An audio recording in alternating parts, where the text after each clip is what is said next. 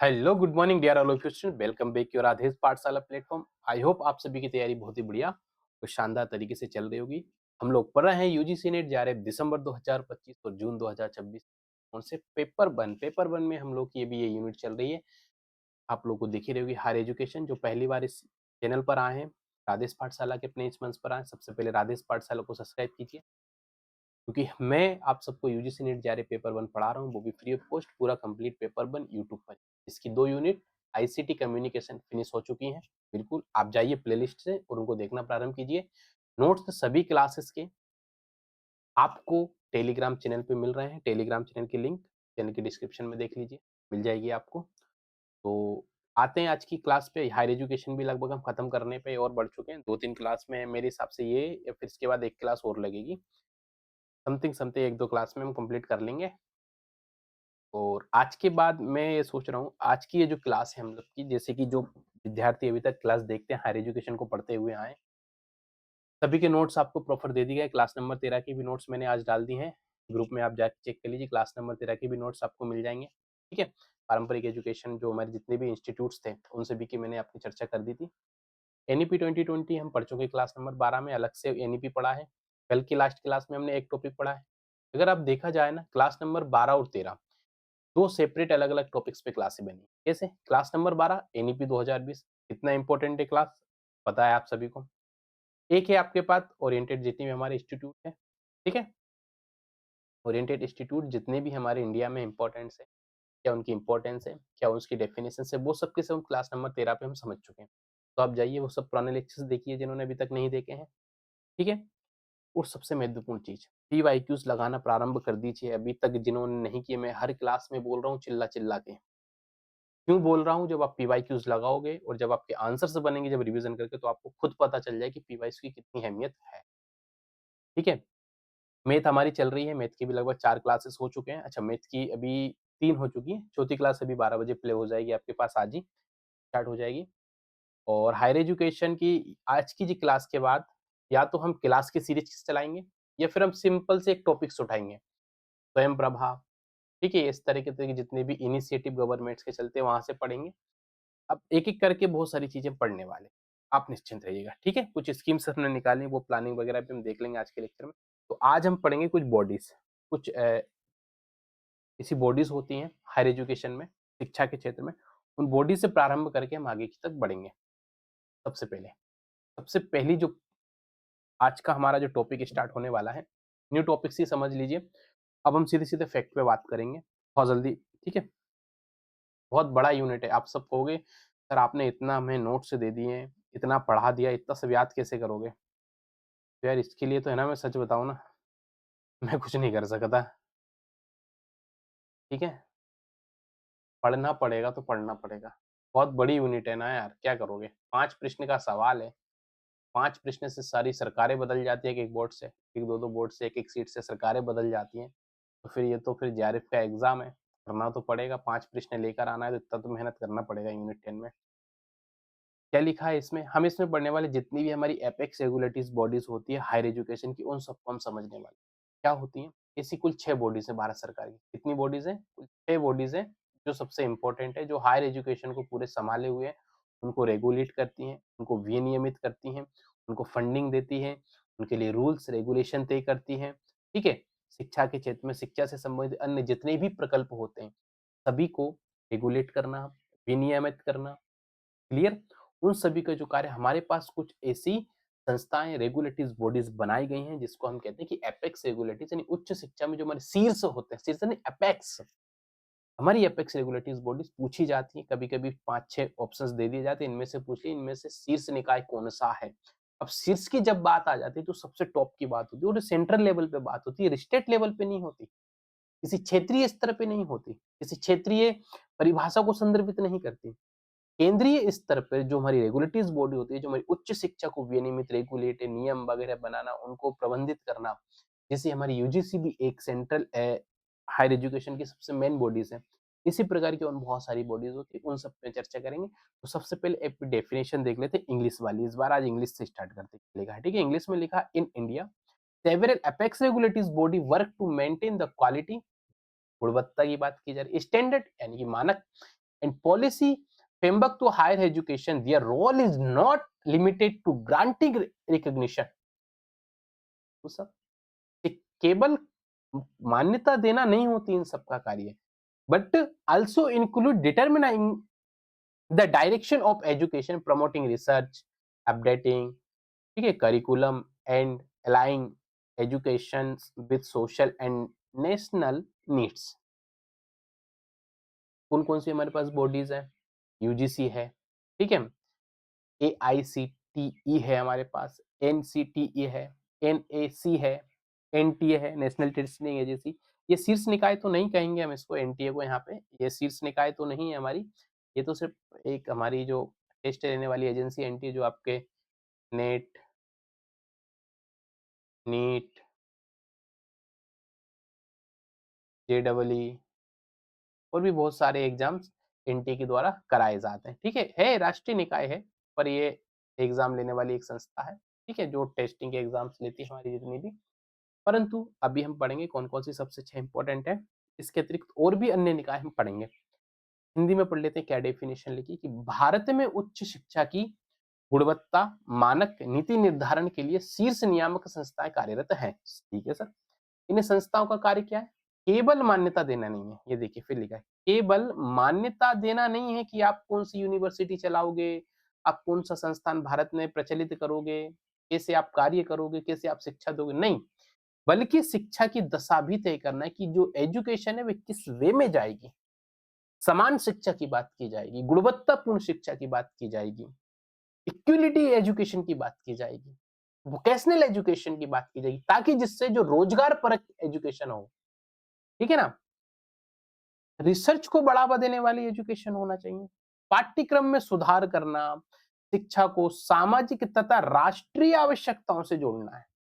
शिक्षा ऐसी हो जो राष्ट्र की आवश्यकता और समाज की आवश्यकताओं की पूर्ति कर सके। क्यों?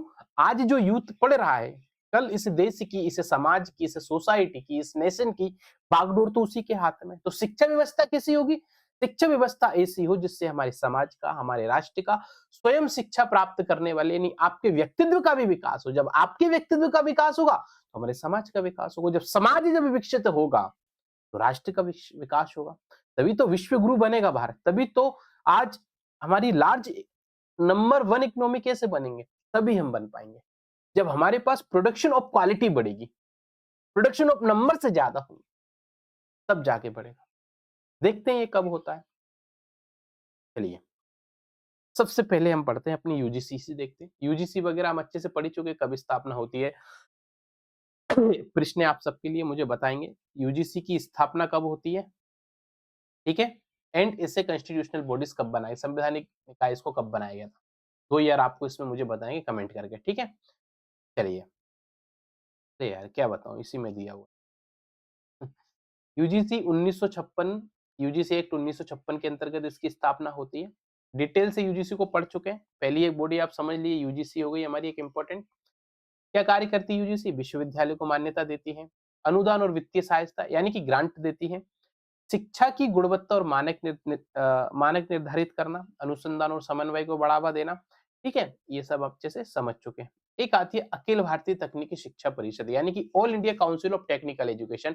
कई बार पूछी जाती है, जितनी की ये नियामक संस्थान है इनकी ईयर पूछी जाती है, इनकी ईयर अच्छे से याद कर लेना ब्रो। ओ ब्रो, क्या बात है, आज लगता है मैं ज्यादा फ्रेंडली हो गया आज, है ना। चलो सॉरी, वापस आते हैं। All India council of technical education, अर्थात इसकी स्थापना कब होती है? 1945 में स्थापित होती है। संवैधानिक दर्जा कब मिलता है? 1987 में इसको विधिक निकाय बना दिया जाता है, ठीक है। क्या क्या इसकी फीचर्स है?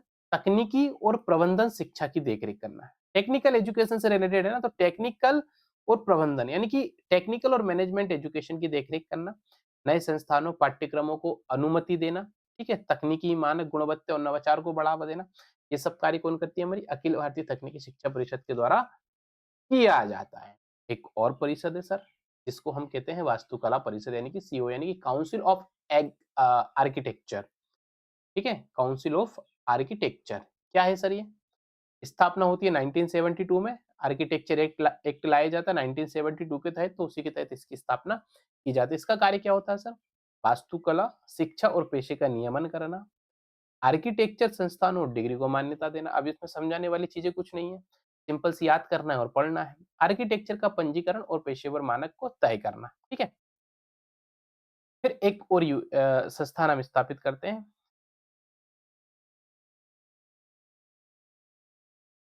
भारतीय ऐतिहासिक अनुसंधान परिषद यानी कि आईसीएचआर। इनके शॉर्ट फॉर्म और फुल फॉर्म अच्छे से याद करके जाना भाई साहब।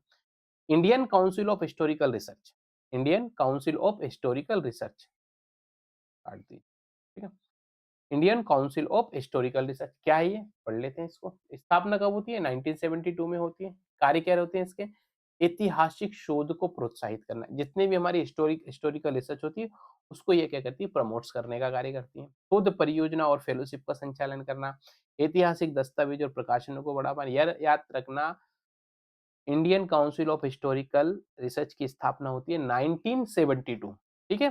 काउंसिल ऑफ आर्किटेक्चर कब बनता है, 1972। तो दोनों की ईयर 1972 में दोनों स्थापित होते हैं। एक और है हमारे पास, अभी हमारे पास कितने हमने देख लिए, 4 देख लिए, एक और लिख लीजिए। फिर है भारतीय दार्शनिक अनुसंधान परिषद, ठीक है। ICPR, Indian council of philosophical research. जितने भी हमारे नियामक संस्था है ना, अभी मैंने आपको एक करंट की एक चीज बताई थी 2025 में, हम जब हम एनईपी 2022 की जब सिफारिशें पढ़ रहे थे, तो अभी 2025 में ये संसद में कहा गया था कि एक हम निकाय बनाएंगे, एक higher education of India commission बनाया जाएगा। इसमें यूजीसी भी होगा, एआईसीटीसी भी होगा, बहुत सारी जो हमारी जो बॉडीज है ना, उन सबको मिला के एक निकाय बनाएंगे। उसके क्या फायदे, सब पे चर्चा करते हैं। क्लियर। तो ये अलग अलग संस्थान बनाए गए थे जो अलग अलग कार्य क्षेत्र को, अलग अलग विषय क्षेत्र को, अलग अलग भूमिकाएं रहेंगी, अलग अलग अपने विषय क्षेत्र में कार्य करने के लिए।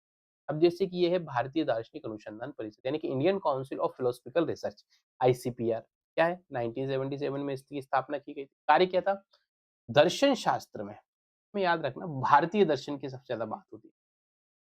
कौन से दर्शन की बात की जाती है सबसे ज्यादा, भारतीय दर्शन, नैतिकता, नैतिक शास्त्र कह सकते हैं हम इसको, ठीक है ना। आदि में इस तरह शिक्षा को प्रोत्साहित करना था। राष्ट्रीय और अंतरराष्ट्रीय संगोष्ठियों, संगोष्ठी हम पढ़ेंगे, ठीक है। हम पढ़ेंगे किसमें किसमें, पढ़ चुके हैं मेरे हिसाब से। चलिए, शोध फेलोशिप और प्रकाशन प्रदान करना यानी कि ICPR founded in 1977 promote philosophical research and education. Communication में हम लोग ये सब संगोष्ठी वगैरह पढ़ चुके हैं, ठीक है। If organise nation international seminars provide fellowship and support publication in philosophy. Clear. चलिए नेक्स्ट, भारतीय सामाजिक विज्ञान अनुसंधान परिषद, ICSSR, Indian council of social science research. क्या लिखा अगली, भारतीय सामाजिक विज्ञान अनुसंधान परिषद, आईसीएसएसआर पूछा गया था इस बार question. Indian council of social science research, ये क्रोनोलॉजी में दी गई थी, इनको जमाना था। 1969, सामाजिक विज्ञान और शोध को प्रोत्साहित करना, शोध परियोजनाओं, सर्वेक्षणों और प्रकाशनों को बढ़ावा देना, फेलोशिप और अनुदान प्रदान करना, ये सब कार्य के होते हैं। क्या क्या होते हैं, सामाजिक विज्ञान, शोध को प्रोत्साहित करना, शोध परियोजनाओं, सर्वेक्षणों, प्रकाशनों को बढ़ावा देना, फेलोशिप और अनुदान प्रदान करना, ये सब इनके कार्य होते हैं। अब इसके अतिरिक्त तो कुछ और अन्य, मेन तो मैंने आपको लिखाई दी है सारी की सारी, ठीक है। ये मैंने आपको 6 जो मेन इनकी जो बॉडीज, अपनी जो 6 बॉडीज हैं, ये 6 निकाय जो सीधे शिक्षा मंत्रालय के अंतर्गत आते हैं, ये तो मैंने आपको बता ही दिए हैं। इसके अतिरिक्त जो और अन्य हमारे पास निकाय होते हैं जो हायर एजुकेशन में कार्य करती हैं, इसी एक नंबर है आपके पास चिकित्सा परिषद यानी कि एमसीआई, जिसको हम कहते हैं मेडिकल काउंसिल ऑफ इंडिया। इसे पहले कहा जाता था मेडिकल काउंसिल ऑफ इंडिया, फिर इसको 2020 में इसे कहा गया एनएमसी, नेशनल मेडिकल काउंसिल, ठीक है। पहले क्या था, एमसीआई था, मेडिकल काउंसिल ऑफ इंडिया था, लेकिन अब इसे कहा गया नेशनल मेडिकल, राष्ट्रीय लगा दिया, राष्ट्रीय चिकित्सा परिषद। क्लियर। स्थापना कब होती है, इसकी स्थापना होती है 1934, यानी आजादी से पहले हो चुकी थी इसकी स्थापना। एक एक्ट लाया गया था 1933 में, चार्टर्ड एक्ट के साथ ही। अच्छा, 1933 में एक्ट के तहत मेडिकल काउंसिल ऑफ इंडिया। फिर 2020 में हम इसका नाम कर देते हैं नेशनल मेडिकल कमीशन, एनएमसी से रिप्लेस कर दिया जाता है। कार्य क्या होता है, तो देखिए, कार्य था मेडिकल शिक्षा संस्थानों को मान्यता देना, बिल्कुल। मेडिकल शिक्षा की गुणवत्ता और मानक तय करना, जितने भी आपके मेडिकल कॉलेज होते हैं, डॉक्टरों का, जितने भी आपके डॉक्टर्स होते हैं, सभी का पंजीकरण करना, ठीक है। ये लिखा भी होगा इसमें मेरे हिसाब से, अच्छा चलो लिखा है, डॉक्टरों का पंजीकरण करना, अभ्यास के नियमन वगैरह, ये सारी की सारी जो भी डॉक्टर्स प्रैक्टिस वगैरह करते हैं, उन सब के भी नियम वगैरह ये तय करती हैं। क्लियर? चलिए आगे बढ़ते हैं। एक और है, सेकंड नंबर आप मान के चलिए, मतलब ये भी आप नंबर लगा लीजिए, 6, 7, 8 9 डाल लीजिए। एक है हमारे पास दंत चिकित्सा परिषद, डेंटल काउंसिल ऑफ इंडिया, एक अलग से हमारे पास दंत चिकित्सा परिषद बनाई, कब स्थापित होती है? 1948 में होती है। डेंटिस्ट एक्ट 1948 लाया जाता है। डेंटल शिक्षा में संस्थानों का नियमन करना, डेंटल पाठ्यक्रमों को मान्यता देना, दंत चिकित्सकों का पंजीकरण, ये सारे के सारे कार्य होते हैं। ईयर याद है, इसमें सबसे मेन इनकी ईयर याद रख लेना। ठीक है? चलिए, मुख्यतः वो जो आपकी स्टार्टिंग की जो 6 बॉडीज़ है उनको तो याद रखना ही रखना है। फिर आती है एक नर्सिंग परिषद यानी कि एनआईसी, इंडियन नर्सिंग काउंसिल, 1947 में स्थापना होती है। इसलिए नर्सिंग की शिक्षा और संस्थानों को मान्यता देना, नर्सिंग शिक्षा के मानक तय करना, नर्सों के पंजीकरण और प्रशिक्षण में सुधार करना। ठीक है? फिर एक और आती है आपके ऊपर बार काउंसिल ऑफ इंडिया, आपने सुना होगा। तो एक बार काउंसिल होती है जो सारे नियम वगैरह तय करती है। क्या है ये? है ना? 1 मिनट होल्ड करना, 1 मिनट है ना? आप जरा 1 मिनट ये रीड कीजिए, मैं 2 मिनट में आया।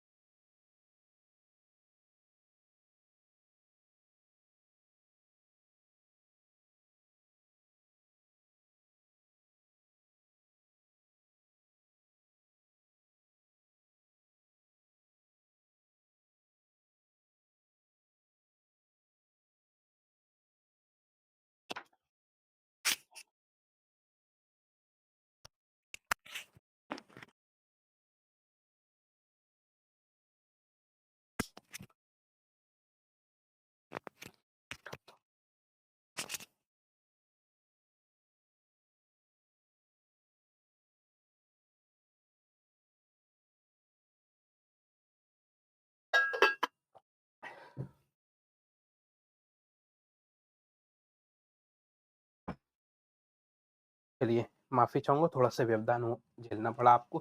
हम लोग क्या पढ़ रहे थे? काउंसिल्स पढ़ रहे थे। एक है आपके पास नर्सिंग परिषद यानी कि एनएसीआई, राइट है? आवाज़-आवाज़ सब क्लियर आ रही होगी ना? बता देना। नर्सिंग शिक्षा और शिक्षण संस्थानों को मान्यता देना, नर्सिंग शिक्षा के मानक तय करना, नर्सों का पंजीकरण और प्रशिक्षण सुधार करना। तो अब एक नर्सिंग से रिलेटेड तो नर्सों के कार्य करेगी। फिर एक है बार काउंसिल ऑफ इंडिया यानी कि बीसीआई। इसकी स्थापना होती है 1961 में, इसको अच्छे से करके जाना। एक एक्ट लाया जाता है, एडवोकेट एक्ट 1961। विधि शिक्षा और कॉलेजों को मान्यता देना, ठीक है? वकीलों का पंजीकरण और आचार संहिता वगैरह तय करना, वकालत पेशे के नियमन और उनकी परीक्षाएं भी लेना, ठीक है? ऑल इंडिया बार एग्जामिनेशन लिखा होगा इसमें, अच्छा ये रहा, ऑल इंडिया बार एग्जामिनेशन सब कौन कराएगी? हमारी जो बार काउंसिल्स होती है वही तय करती है। चलिए, और भी है अभी तो। एक और है हमारे पास बीसीआई, ठीक है? पशु चिकित्सा परिषद, ठीक है? Veterinary council of India. इसकी स्थापना कब होती है? 1984 में इसकी स्थापना की जाती है। क्लियर? पशु चिकित्सा शिक्षकों को मान्यता देती है, 1948 में होती है, ठीक है? एक लाया जाता है इंडियन वेटरनरी काउंसिल एक्ट 1984। पशु चिकित्सा शिक्षा संस्थानों को मान्यता देना, पाठ्यक्रम और शिक्षा मानक निर्धारित करना, पशु चिकित्सक पंजीकरण से पेशे नियम। सब में वही चीज़ आएगी जो उसके नाम में छिपा है, वही उनका कार्य है, ठीक है? बस इनकी ईयर ये अच्छे से याद रख लेना, एक्ट वगैरह पूछ लीजिए तो वो अच्छे से याद रख लेना। फिर आती है फार्मेसी परिषद। कब स्थापना होती है? ये भी 1949 में होती है हमारे पास। फार्मेसी शिक्षा किस लिए? जो आप बीएचएमएस वगैरह जो करते हैं, आप फार्मेसी का जो कोर्स करते हैं, फार्मेसी पाठ्यक्रम मानक तय करना, फार्मासिस्ट का पंजीकरण और ये सब सारी चीज़ें करती हैं। एक और है हमारे पास पुनर्वास परिषद, रिहेबिलिटेशन काउंसिल ऑफ इंडिया। 1986 में संसदीय अधिनियम बनाई जाती है, फिर 1992 में इसका एक संसदीय अधिनियम इसको वैधानिक दर्जा दिया जाता है 1992 में संसदीय अधिनियम के द्वारा, ठीक है? क्या कार्य होता है? विशेष शिक्षा एवं पुनर्वास। देखिए विशेष हम सिर्फ वो काउंसिल्स ले रहे हैं जो एजुकेशन में महत्वपूर्ण है, कि कोई भरोसा नहीं है यूजीसी का कहाँ से कैसे प्रश्न पूछा जाए। इसलिए मैंने है ना निकाल-निकाल के, ढूँढ-ढूँढ के, छाँट-छाँट के डाल दिए, जो मुझे लगा। अब इसके बावजूद भी अगर प्रश्न बाहर से आए तो मैं कुछ कर नहीं सकता। मैंने पहले ही कहा था आपके पास, मैं 40 प्रश्न 40 से 42 43 प्रश्न था हम लेके चल सकते हैं कि आपके रेंज में आएँगे। इससे ऊपर के प्रश्न तो मैं नहीं कह सकता। 10 प्रश्न तो ऐसे आते हैं जो नहीं बनते। क्यों? क्योंकि वो न्यू टॉपिक सेट करते हैं, नए पॉइंट्स उठा के लेकर आते हैं। इस वजह से वो प्रश्न हमारे अंडर में नहीं होते। चलिए, प्रशिक्षण संस्थान और पाठ्यक्रमों को मान्यता देना, विकलांग व्यक्तियों के पुनर्वास हेतु मानक भी तय। फिर एक आता है राष्ट्रीय शिक्षक शिक्षा परिषद, ये इंपॉर्टेंट है, अच्छे से याद करके जाना है इसको, ठीक है? कई बार पूछी जाती है।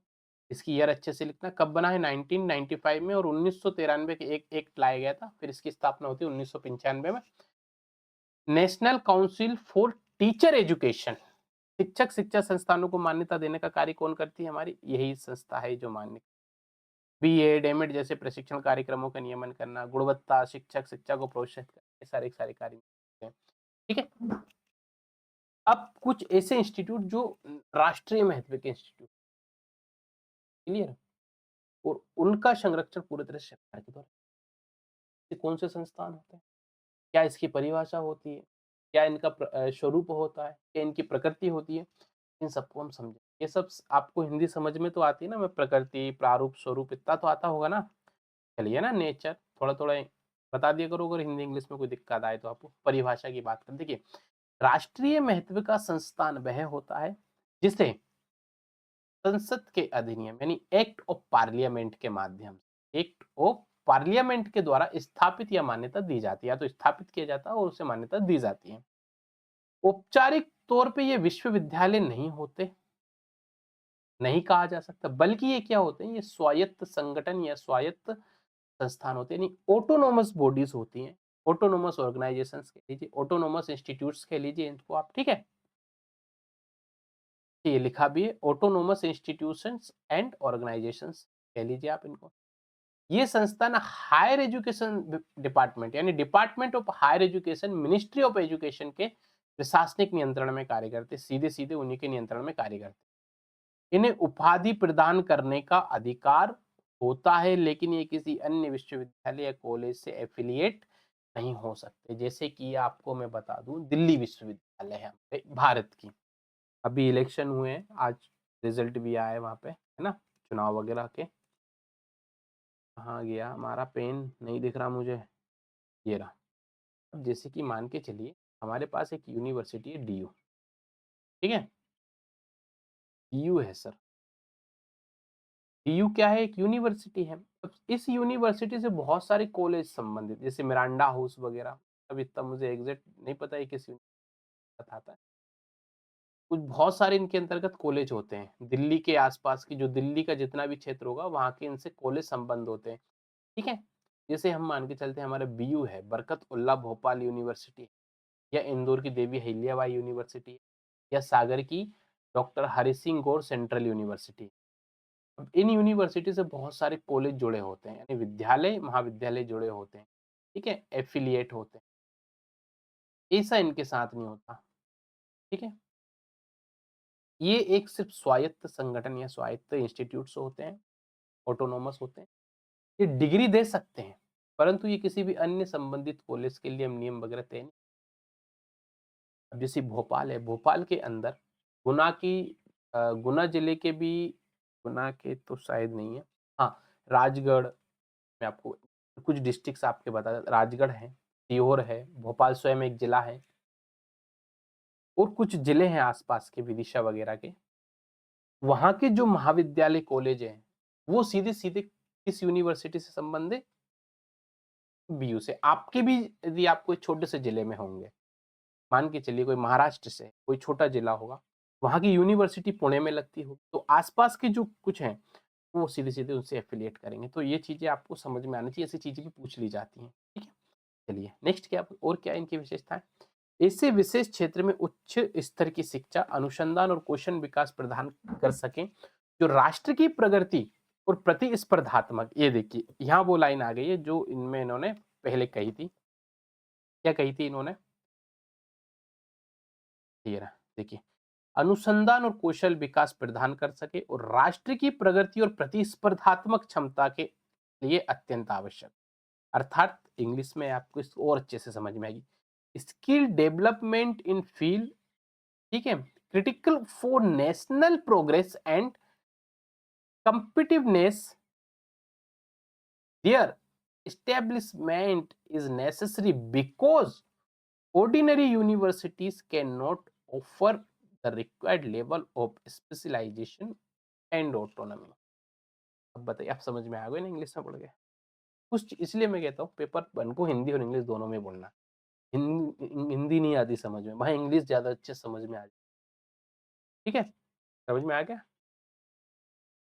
अब कुछ इंस्टीट्यूट, अब देखो, अब यहाँ मैंने अब इसको समझाने बैठूँगा, पढ़ाने बैठूँगा तो कोई मतलब तो है नहीं जो चार्ट आपको दिख रहा है। अब मैंने यहाँ कुछ इंस्टीट्यूट जैसे आईआईटीज़ दिए हैं, अब आपको करना क्या है मैं बता दूँ, ये जो लिस्ट दी है ना इनको अच्छे से पढ़ लेना, इनकी ईयर अच्छे से याद रख लेना। आईआईटीज़, एनआईटीज़, इनकी फुल फॉर्म्स देख लेना। आईआईएम्स 1956, एक्ट आता है 1956, आईआईएससी बेंगलोर, ठीक है? ये इसमें आ जाएगा हमारा आईआईएससीआर में। आईआईएससी बेंगलोर पहला हमारा इंस्टीट्यूट से विज्ञान संस्थान पहला कौन-सा है हमारा? 1909 में आईआईएससी बेंगलोर, ये बहुत इंपॉर्टेंट है और इसकी रेटिंग भी एक सबसे हाईएस्ट रहती है हर बार।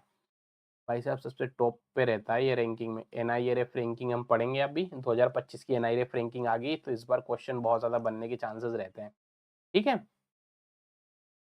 Indian institutes of science education research, Indian institutes of information technologies, national institutes of क्या है pharmaceutical education and research, Indian institute of management, IIMs हो गया हमारे, आईएसआई इंडियन स्ट्रेटेजिक इंस्टीट्यूट्स, ठीक है, और भी बहुत सारे इंस्टीट्यूट्स होते हैं। तो आप ये सब इनकी लिस्ट देख लेना, पढ़ लेना, है ना, अच्छे से। और क्या अनुसंधान परिषदें क्या होती है? चलो अनुसंध कुछ रिसर्च काउंसिल्स है हमारे पास, क्या होती हैं? अब हम एक एक करके हम देख रहे हैं, ठीक है।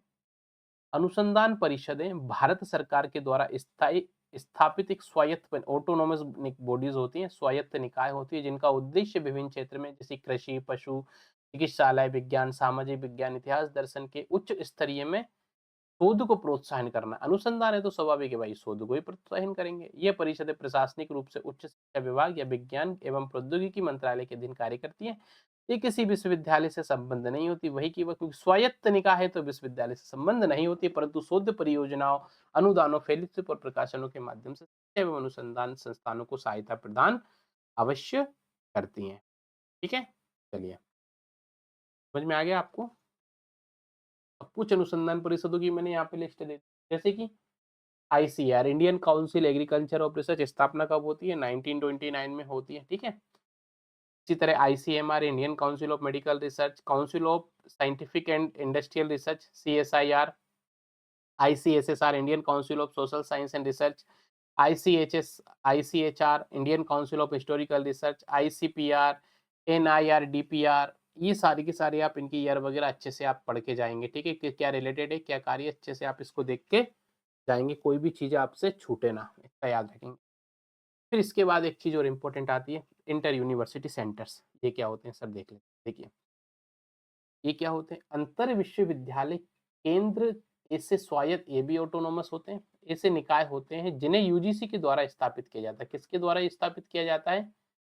यूजीसी द्वारा स्थापित किया जाता है, ताकि वे कई विश्वविद्यालयों के शोधकर्ताओं और छात्रों के लिए उच्च स्तरीय अनुसंधान एवं प्रशिक्षण के अवसर प्रदान कर सके। यह केंद्र विशिष्ट क्षेत्रों में विशेषज्ञता विकसित करते हैं और विश्वविद्यालय के बीच सहयोग और संसाधनों का आदान प्रदान भी सुनिश्चित करते हैं। क्लियर? क्या क्या फीचर्स हैं इसके देख लीजिए। सबसे इंपॉर्टेंट जो है, जितनी भी हमारे इंटर यूनिवर्सिटी सेंटर्स होते हैं उनकी स्थापना किसके द्वारा की जाती है? यूजीसी के द्वारा की जाती है। ठीक है?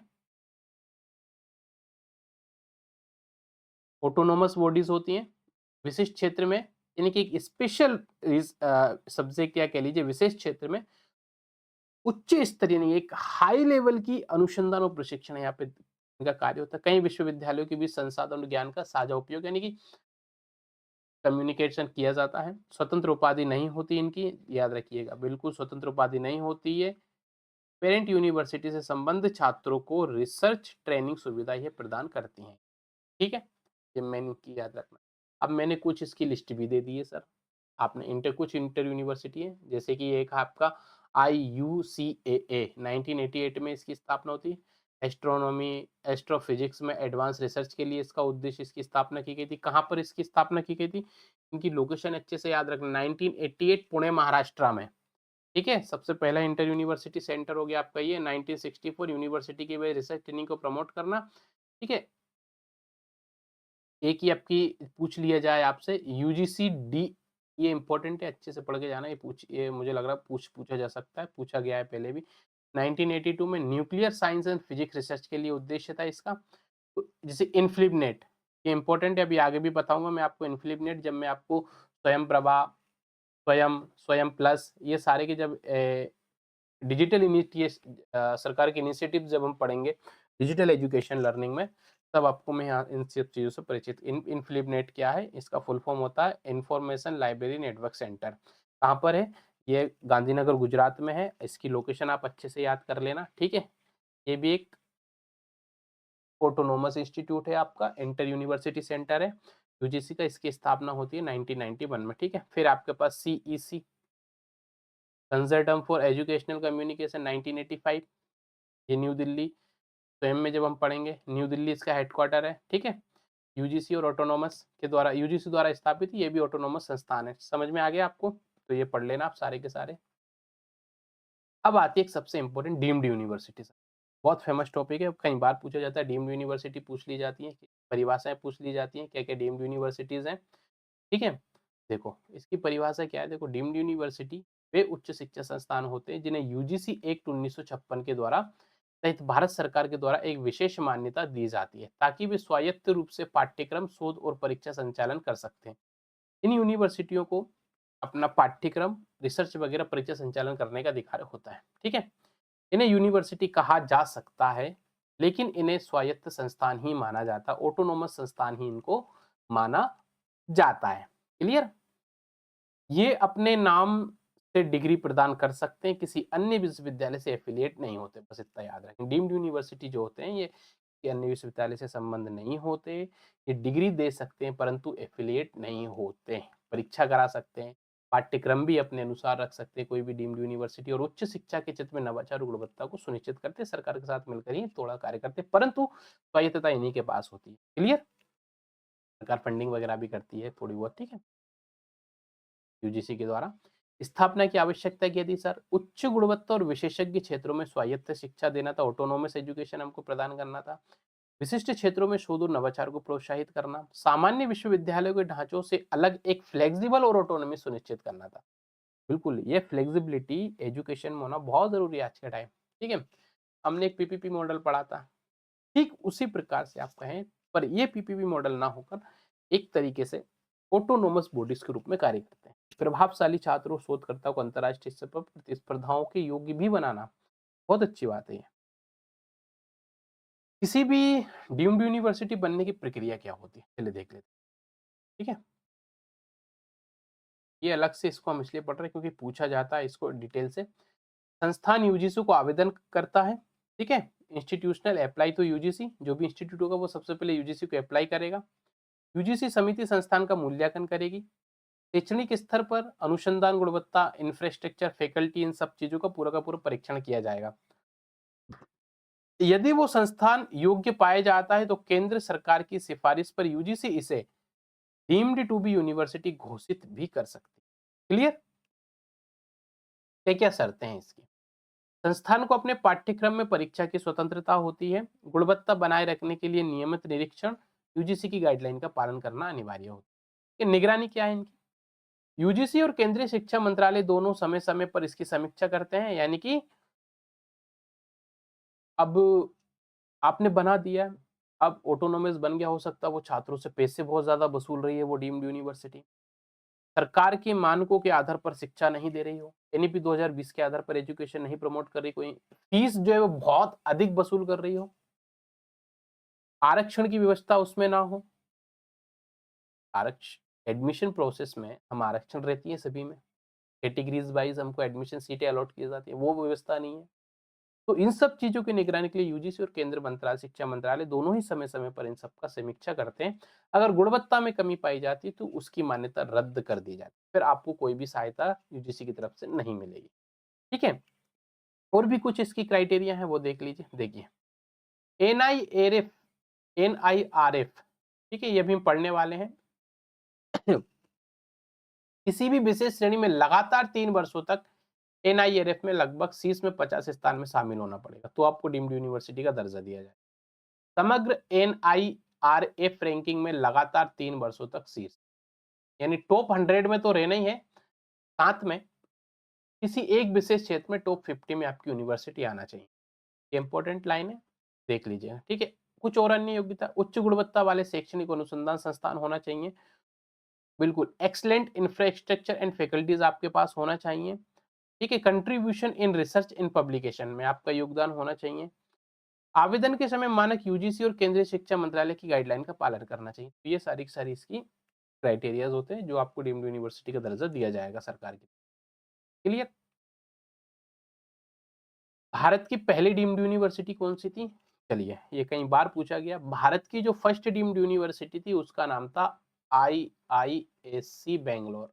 ये ऐसी यूनिवर्सिटी है जो हमेशा टॉप पे रहती है। ये रतन टाटा जी और 2-3 लोगों ने मिलकर इसकी स्थापना की थी, आईआईएससी बेंगलोर की। ठीक है, नाम वगैरह देख लेना इन सब के, मैंने एक लिस्ट पहले दी है आपको, आईआईएससी बेंगलोर वगैरह ये सारे जितने भी इंस्टीट्यूट थे। शायद रतन टाटा जी नहीं, जमशेदजी टाटा और एक दो और थे ईरानी, उन लोगों ने इसकी स्थापना की थी।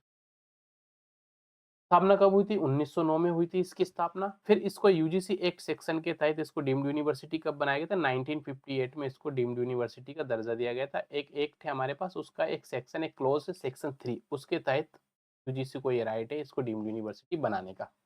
ठीक है कहाँ पर? ये बेंगलोर में है। बहुत फेमस यूनिवर्सिटी है मेडिकल साइंस के लिए, बहुत उत्कृष्ट यूनिवर्सिटी है। वैक्सीन के टाइम पे भी इनका योगदान था इस यूनिवर्सिटी का, कोविड-19 वैक्सीन के दौरान भी, और भी कई सारे हमारे हेल्थ के रिसर्च एंड अनुसंधान में भी इस यूनिवर्सिटी का रहती है। क्या क्या विशेषता है? विज्ञान और प्रौद्योगिकी में अग्रणी शिक्षा को अनुसंधान, उच्च शिक्षा और शोध के लिए राष्ट्रीय केंद्र, अंतरराष्ट्रीय सहयोग और वैज्ञानिक परियोजनाओं में सक्रिय भूमिका निभाना, स्वायत्तता के साथ डिग्री प्रदान करने की क्षमता होती है इनके पास।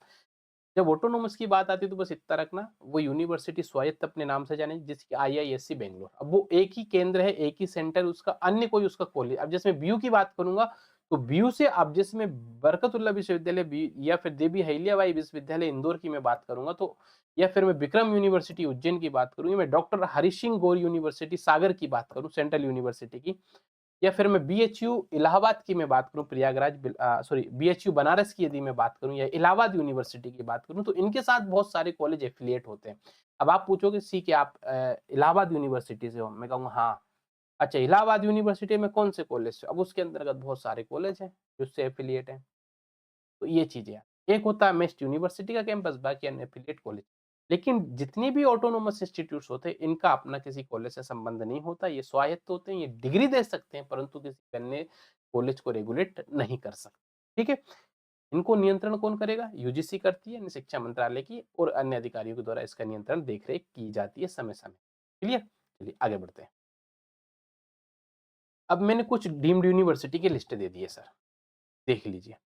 जैसे कि Indian institute of science, IISc सबसे पहली है, बेंगलुरु में 1909 में स्थापित हुई थी, 1958 में इसको दर्जा दिया गया था। विज्ञान और प्रौद्योगिकी के क्षेत्र में अनुसंधान देती है। फिर है Birla institute of technology and science, BITS, बहुत इंपॉर्टेंट है, पिलानी राजस्थान में इसकी लोकेशन है। कब स्थापना हुई थी इसकी? 1964 में। याद रखना, Birla institute of technology and science की स्थापना कब हुई थी? 1964 में। फिर है Manipal academy of higher education. Manipal academy of higher education की स्थापना हुई थी 1953 में। फिर ठीक है, अमृता विश्व विद्यापीठ कोयम्बटूर तमिलनाडु 2003 में स्थापना हुई थी। Thapar institute of engineering and technology Patiala Punjab 1956। ये सी मैंने बहुत सारी आपको इंपॉर्टेंट दे दी है। एक डॉक्टर पाटिल विद्यापीठ देख लेना, पुणे महाराष्ट्र में है। Indian institute of mines Dhanbad Jharkhand, Indian agriculture institute Patna Bihar. तो ये सारे के सारे आप अच्छे से पढ़ के जाना, इनकी ईयर अच्छे से देख के जाना, ताकि कोई भी चीज़ आपसे ना छूटे। ठीक है, ये क्रोनोलॉजी में जमाने के लिए बहुत देते हैं यार, ये बहुत देंगे आपको, ये बहुत डीप पूछे जा रहे हैं आजकल क्वेश्चन। अब कुछ आईआईटीज की लिस्ट यहाँ पर दी हुई है, देखो मैंने छोड़ा ही नहीं है कुछ भी आपको। मतलब मैंने इतने अच्छे नोट्स बना के दिए ना, मैं कह रहा हूँ ना किसी भी किताब में नहीं मिलेंगे। मिल जाए तो मुझे बता देना, इतनी भी पॉपुलर फेमस बुक उठा के देख लेना, अगर मिल जाए तो मुझे बता देना, नहीं मिले तो फिर मेरे नोट्स हैं आप सबके लिए। मैं ये नहीं कहूँगा कि मेरे नोट्स बेस्ट हैं, सॉरी बेस्ट हैं, बिल्कुल नहीं कहूँगा, कह ही नहीं सकता। मेरी इतना मजाल ही नहीं, मेरी इतनी औकात है मैं कि अपने नोट्स को बेस्ट कह सकता। मेरी कोशिश रहती है आपको वो चीज़ देना जो आपके लिए ज़रूरी है, जिससे आप आपकी मंजिल को प्राप्त करें। तो आपको मुझसे संबंध थोड़ी स्थापित करना है किसी तरह। आप सिर्फ़ मेरे पास यहाँ हो क्योंकि आपको जेआरएफ निकालना है। और मैं इसीलिए हूँ क्योंकि मुझे एजुकेशन पढ़ाना है आप लोग को, ठीक है ना? तो चीज़ें ना समय के साथ परिवर्तित होती हैं प्रिय विद्यार्थियों। हमको अपडेट रहना पड़ेगा। अभी हायर एजुकेशन की यूनिट 10 यूजीसी ने इतना इसको बना दिया ना जटिल, टीचर करे तो करे क्या करे? मुझे भी ना बहुत चीज़ें सोचना पड़ती है, देखना पड़ती है, छाँटना पड़ती है, निकालना पड़ती है। अभी मैंने भी बहुत चीज़ें हटाने के बाद ही आपके पास क्रीम क्रीम निकाली है। तो ये फ़ायदा होता है क्लास देख के उनको पढ़ के, नोट्स से, क्लास के नोट्स से। हमको क्रीम मिल जाती है। जो टीचर मेहनत कर रहा है उस मेहनत पे फिर हमको उसको अपनाना है और कुछ नहीं करना है। कंटेंट टीचर रेडी करता ही है। इसके बावजूद भी मैं कहूँगा यदि समय मिले तो कोई बुक देख लीजिएगा ऑफ़िशियल, आप कोई बुक पढ़ना चाहें तो बुक पढ़ लीजिए। नहीं तो यही नोट्स पढ़ लो, यही काफ़ी है यार। इतना ही पढ़ लोगे यही बहुत बड़ी बात हो जाएगी, इतना भी नहीं पढ़ा जाएगा आपसे, मैं फिर भी कह रहा हूँ, नहीं पढ़ पाओगे, नहीं कर पाओगे इतना याद। हर यूनिट की बात कर रहा हूँ मैं। आईसीटी छोटी थी, आईसीटी बहुत जल्दी निपटा दी, है ना? उसमें भी नंबर सिस्टम में हालत ख़राब हो गई थी आप लोगों की। ठीक है, अब देखिए आईआईटी रुड़की, हम पढ़े थे जब सबसे पहली आईआईटी कौन सी थी? आईआईटी रुड़की थी साहब, 1887 में। इसे आईआईटी स्टेटस कब मिला था? इसे 2001 में मिला था। आईआईटी बीएचयू है आपके पास, 2012 में इसे मिला था। आईआईटी धनबाद है। आईआईटी खड़गपुर 1951, डायरेक्ट आईआईटी के नाम से 1951 में स्थापना हुई थी। फिर IIT Bombay, IIT Madras, IIT Kanpur, IIT Delhi, IIT Guwahati, IIT Ropar, IIT Bhubaneswar, IIT Gandhinagar, IIT Hyderabad, IIT Jodhpur, IIT Patna, IIT Indore से क्वेश्चन आया है। ठीक है, आईआईटी इंदौर से क्वेश्चन पूछा गया कि ये मेरे हिसाब से 2024 का प्रश्न था कि आईआईटी इंदौर किस पंचवर्षीय योजना के तहत स्थापित किए गए थे? चलो भाई, एक चीज़ और बताएँगे, अभी ये पढ़ देता हूँ और क्या है, आईआईटी मंडी है, आईआईटी पलक्कड़ है, मंडी यहीं से आपकी कंगना रणावत सांसद हैं, ठीक है? IIT Palakkad, IIT Tirupati, IIT Bhilai, IIT Goa, IIT Jammu, IIT Dharwad, Karnataka. ये मैंने इतनी आईआईटीज़ दे दी हैं, इतनी पढ़ लेना यही काफ़ी है यार, इनकी ईयर याद कर लो, यही बहुत बड़ी बात है। कुछ मेन आईआईटी बॉम्बे, मद्रास, ये थोड़ी जो मेन है ना, इनको अच्छे से याद करके जाना। अब किसी को नहीं पता आईआईटी इंदौर इम्पोर्टेंट होगी। अब सब आईआईटी इंदौर से प्रश्न पूछा, बताइए आप।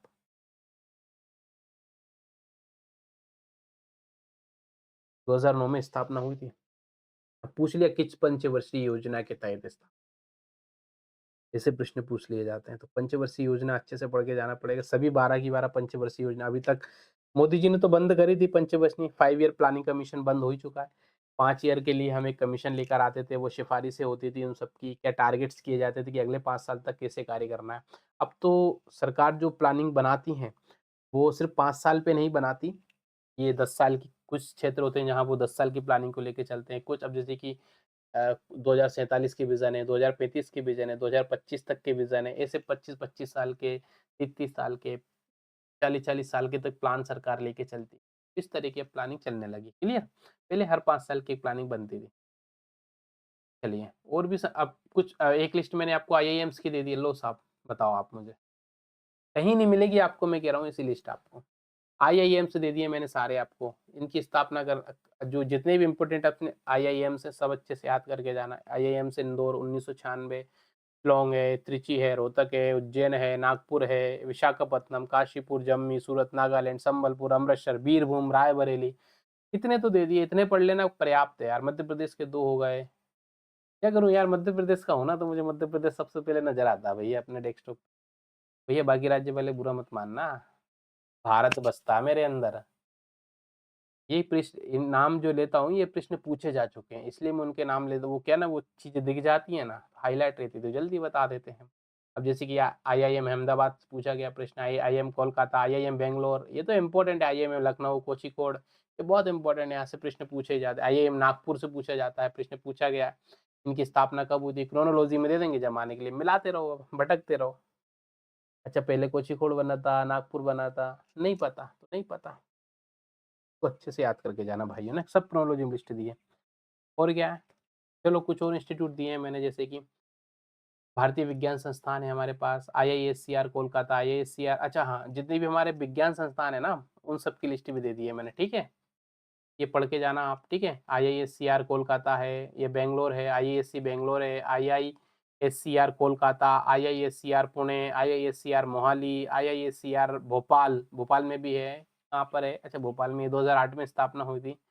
आईआईएससीआर तिरुवनंतपुरम, आईआईएससीआर तिरुपति, आईआईएससीआर ब्रह्मपुरा, ये सब पढ़ के जाना भाई, जितने मेडिकल इंस्टीट्यूट से बहुत पूछे जाते हैं।